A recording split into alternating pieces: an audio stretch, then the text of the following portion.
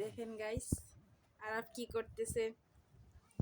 আরাফের খালি দুষ্টামি ছাড়া কিচ্ছু না। সবাই একটু পেজটিকে ফলো দিবেন আর লাইক করবেন। টাটা। আর সবাই ভালো থাকবেন, কমেন্টে জানাবেন ভিডিওটা কেমন হয়েছে। আল্লাহ হাফেজ। টুকি দা টুকি দা। আল্লাহ হাফেজ। আল্লাহ হাফেজ।